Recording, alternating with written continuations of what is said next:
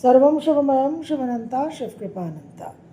आगामी 19 मार्च विक्रम संवत 2083 हिंदू नतून बছর शुरू হচ্ছে। তার সঙ্গে শুরু হচ্ছে চৈত্র নবরাত্রি। চৈত্র নবরাত্রি অত্যন্ত গুরুত্বপূর্ণ। বছরে আমরা দুটো নবরাত্রি পাই, যেটা ওপেন নবরাত্রি চৈত্র আর আশ্বিন, আর তাছাড়া দুটো গুপ্ত নবরাত্রি যেটা মাঘ মাসে হয় আর আষাঢ় মাসে হয়। তো মাঘ মাসের গুপ্ত নবরাত্রি আমরা পালন করেছি। এই বছর নবরাত্রি পালন করতে আমি সবাইকে আরও বেশি জোর দিয়ে বলবো, কারণ আমাদের প্ল্যানেটারি পজিশন অত্যন্ত কঠিন এবং 2027 অবধি সিদ্ধগুরুরা বারবার বলছেন যে 2033 অবধি যে দেবগুরু বৃহস্পতির অতিচার গতি, তার জন্য যে আন্দোলন বিচলন আপহিভাল টার্বুলেন্স আমরা দেখব, সেটা 27 অবধি বিশেষভাবে গুরুত্বপূর্ণ। 27 অবধি যদি আমরা সাধনা করে নানান রকম প্রয়োগবিধি পালন করে মন্ত্র জপ করে গুরুর কাছে সমর্পণ করে যদি আমরা একটা রক্ষা কবচ তৈরি করে নিতে পারি, তাহলে রেস্ট অফ দ্য জার্নি 2033 অবধি যথেষ্ট মসৃণ হবে, নিরাপদ হবে। এখন এই 2026-এর চৈত্র নবরাত্রি 19 মার্চ থেকে 27 মার্চ, এই পিরিয়ডটা গুরুত্বপূর্ণ। সাধারণত অনেকেই চেষ্টা করেন ঘট স্থাপনা করতে, আবার অনেকে পেরে ওঠেন না। নানান রকম আমরা সাংসারিক মানুষ, জগৎ সংসারে আমাদের অনেক দায়িত্ব পালন করতে হয়, সময়ের একটা ঘাটতি থাকে, নিজেদের স্কেডিউল মেনটেন করতে হয়, সম্ভব হয় না। কিন্তু এই যে 19 মার্চ যে চৈত্র নবরাত্রি শুরু হচ্ছে, এর ক্ষেত্রে আমি সবাইকে বলবো যে আপনারা একটু ঘট স্থাপনার কথা চিন্তাভাবনা করুন। কিভাবে করবেন সেটা আপনাদের নিজস্ব পরিস্থিতি পরিবেশকে বুঝে করতে হবে। কেন আমি এই বছর এটা আপনাদের বলছি, তার কারণ হচ্ছে যে 29 মার্চ মঘা নক্ষত্রে কেতু প্রবেশ করবে। এবার বর্তমানে রাহু যেরকম শতবিশা নক্ষত্রে অবস্থান করে প্রচণ্ড বলশালী হয়ে আছে, ঠিক সেই রকম কেতু মঘা নক্ষত্রে প্রবেশ করে প্রচণ্ড বলশালী হবে। তাহলে অগাস্ট অবধি অন্তত, মোটামুটি 2-3 অগাস্ট অবধি যে শতবিশায় রাহু থাকবে, ততদিন শতবিশায় রাহু আর মঘায় Ketu extremely powerful nodal axis. যাদের 7.5 ঢাইয়া চলছে, কুম্ভ, মীন, মেষ, সিংহ, ধনু, তাদের তো বিশেষভাবে সতর্কতা মেনটেন করতে হবে, সাবধান থাকতে হবে, অনেক কিছু বুঝে অনেক প্রোটোকল মেনটেন করে চলতে হবে। It's all about protocol. তো এই যেহেতু কেতু রাহু নোডাল অ্যাক্সিসটা এত ভয়াবহভাবে স্ট্রং হবে, সেই জন্য এই ঘট স্থাপনাটা করলে আমরা একটা বিশেষ রক্ষা কবচ তৈরি করতে পারবো। কি করে রক্ষা কবচ তৈরি করব না, ঘট স্থাপনার সময় আপনারা জানেন যে 7টা শস্যের কথা বলা হয়েছে। আপনারা আমার ভিডিও দেখে নেবেন স্ক্রোল করে, চ্যানেলে গিয়ে ঘট স্থাপনা নবরাত্রি ঘট স্থাপনা বলে সার্চ করলে, লিখে সার্চ করলে, টাইপ করে সার্চ করলেই পাবেন। তো ঘট স্থাপনাতে 7টা শস্যের কথা বলা আছে। এখন এই যে 7টা শস্য, এটা ঘট স্থাপনা করে কি হয়, নবরাত্রিতে 9 দিনে একেবারে গাছপালা বাগান জঙ্গল হয়ে ওঠে। আচ্ছা, 7টা শস্য কি কি এই প্রসঙ্গে বলে দিই। গম, ধান, হুইট বা রাইস, জোয়ার, পার্ল মিলেট বা বাজরা, ফিঙ্গার মিলেট বা রাগি, সয়াবিন, তিল, মেজ মানে ভুট্টা, কর্ন, বেঙ্গল গ্রাম মানে যেটা আমরা ছোলা বলি, চানা, চিকপি বলা হয়, গ্রিন গ্রাম যেটা মুগ যেটা দিয়ে তরকা হয়,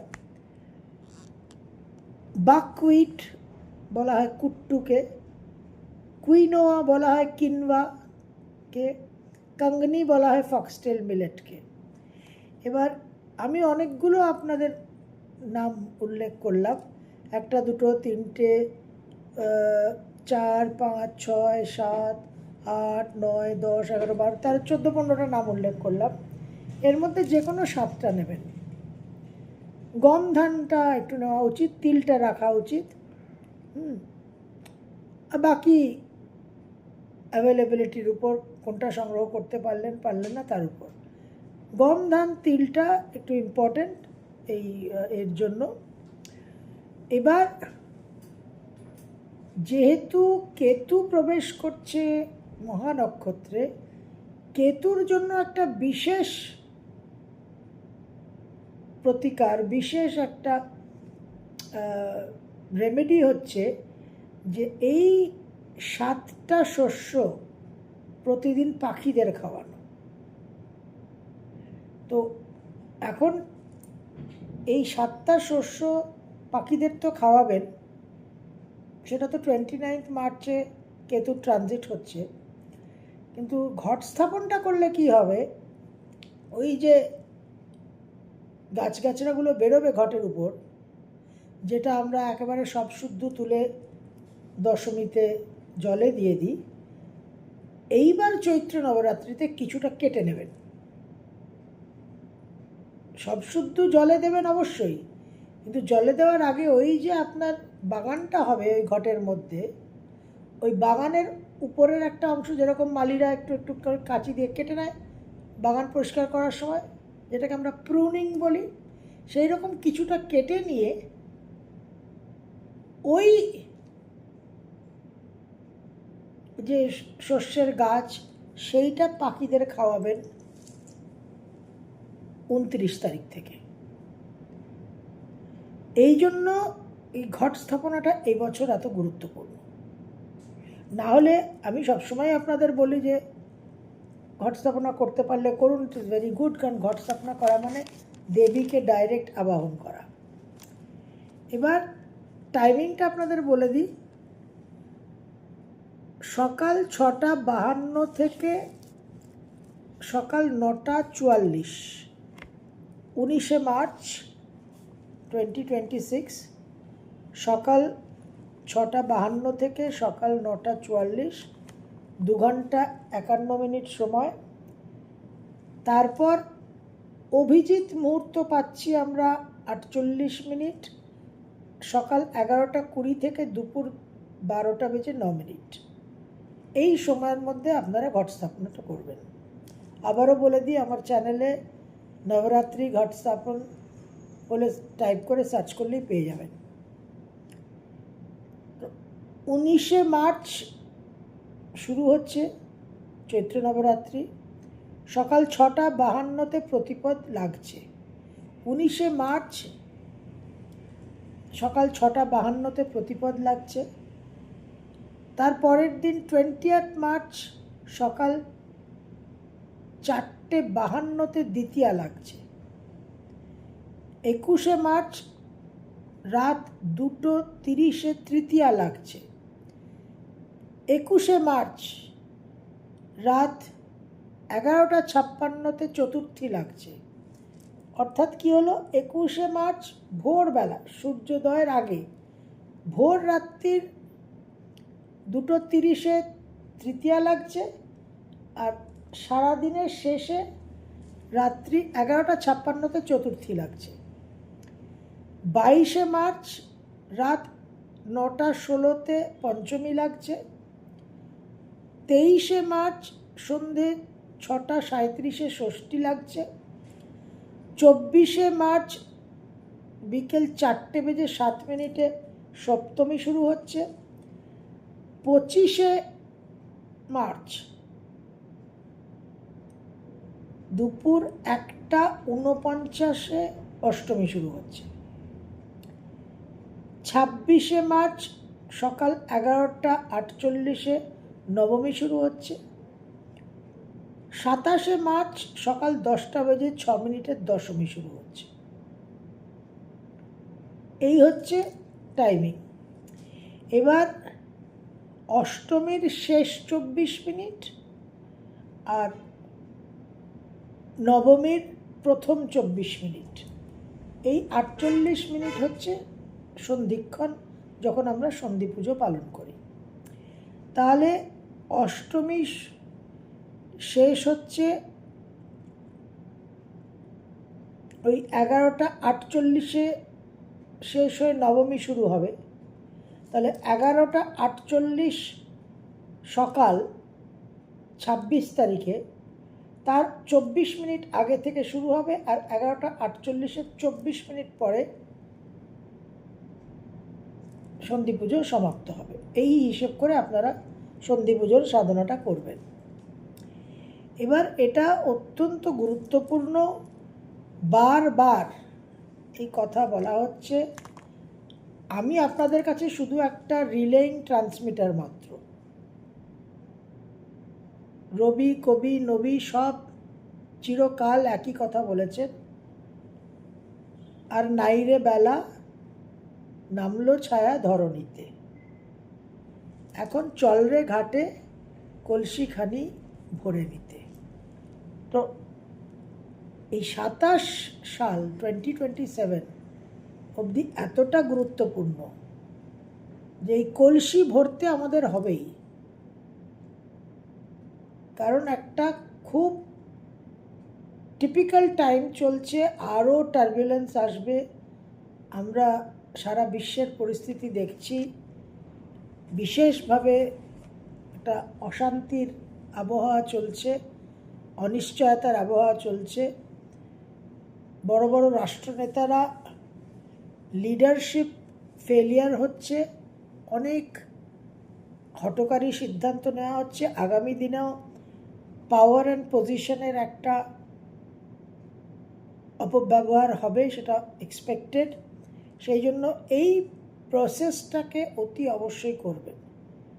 একমাত্র কিন্তু এই মন্ত্র সাধনা হায়ার পাওয়ার, একটা হায়ার অথরিটি, একটা ডিভাইন গ্রেস আমাদের রক্ষা করতে পারে। তাছাড়া আমাদের কোনো রাস্তা নেই। এবং তার জন্যই আমি চিদম্বরম থেকে স্পেশাল 5মুখী রুদ্রাভিষেক করিয়ে এনেছি। বহু মানুষ নিয়েছেন, সঙ্গে কুমকুম, বিভূতি, হাতে বাঁধার সুতো, চিদম্বরমের ছবি। আপনারা যারা নিতে ইচ্ছুক, সংগ্রহ করতে ইচ্ছুক, আমার সঙ্গে হোয়াটসঅ্যাপে যোগাযোগ করবেন। এখন এই সময়টা খুবই গুরুত্বপূর্ণ, যে কারণে কোনো রকম রিল্যাক্সেশন, কোনো রকম এক্সেমশন কিন্তু চলবে না। আরেকবার সপ্তশস্য একটু মেনশন করে দিই। হুইট রাইস, গম বা ধান, জোয়ার, পার্ল মিলেট বা বাজরা, ফিঙ্গার মিলেট বা রাগি, বার্লি বা জব, সয়াবিন, তিল, মেজ বা মক্কা, কর্ন বা ভুট্টা, ছোলা, বেঙ্গল গ্রাম, চানা, চিকপি, মুগ, গ্রিন গ্রাম যেটা তরকায় ব্যবহার হয়, বাকহুইট, কুট্টু, কুইনোয়া, কিনওয়া, কাংনি, ফক্সটেল মিলেট। অনেকগুলো নাম আপনাদের উল্লেখ করলাম। এর মধ্যে ধান, গম, তিল এগুলো খুব ইম্পর্ট্যান্ট। এই 3টে বেসিক রাখবেন, বাকি আপনারা যা সংগ্রহ করতে পারবেন, বাকি 4টে। এই ঘট স্থাপনা করার পর ঘট যখন জলে দেবেন, দেওয়ার আগে উপরে একটুখানি ছেটে নেবেন, নিয়ে যে এই সপ্তশস্য থেকে যে গাছগুলো হয়েছিল সেটা ছেটে নিয়ে রাখবেন। সেটা অতি অবশ্যই 29শে মার্চ 2026 যখন কেতু মহানক্ষত্রে ট্রানজিট করবে, তখন কিন্তু পাখিদের খাওয়াবেন। এবং এই সপ্তশস্য যে নামগুলো আপনাদের, সপ্তশস্যের বেশি আপনাদের নাম উল্লেখ করলাম, এর মধ্যে থেকে 7টা নিয়ে আপনারা কিন্তু এখনই শুরু করে দিতে পারেন পাখিদের খাওয়ানো, আর না হলে 29শে মার্চ থেকে শুরু করবেন। যাদের কেতুর দশা, যাদের নিচস্থ রাহু কেতু, যাদের লগ্নে কেতু, অষ্টমে কেতু, যাদের এখন নোডাল অ্যাক্সিস চলছে, তাদের জন্য কিন্তু ভেরি ভেরি ইম্পর্ট্যান্ট। যাদের অশ্বিনী মঘা জ্যেষ্ঠ মূলা নক্ষত্রে জন্ম এবং কেতু মঘা নক্ষত্রে প্রবেশ করলে আমাদের যে পিতৃপুরুষ, পূর্বপুরুষ, সেই ক্ষেত্রটা ভীষণ পাওয়ারফুল হবে। সুতরাং এই কেতুর এই প্রতিকারটা করলে আমরা পূর্বপুরুষদেরও কিন্তু একটা বন্দনা করব, তাদেরও একটা আশীর্বাদ আমরা প্রাপ্ত হতে পারবো। তো এটা ভেরি ভেরি ইম্পর্ট্যান্ট, এটা অতি অবশ্যই করার চেষ্টা করবেন। এবং আমি জানি সময় খুব কম, আমরা আধুনিক যুগে মডার্ন ওয়ার্ল্ডে আছি, আমাদের ডেইলি রিকোয়ারমেন্টস অনেক, আমাদের অনেক কমিটমেন্টস থাকে, রেসপন্সিবিলিটিস থাকে, কিন্তু চেষ্টা করবেন এটা অতি অবশ্যই করতে।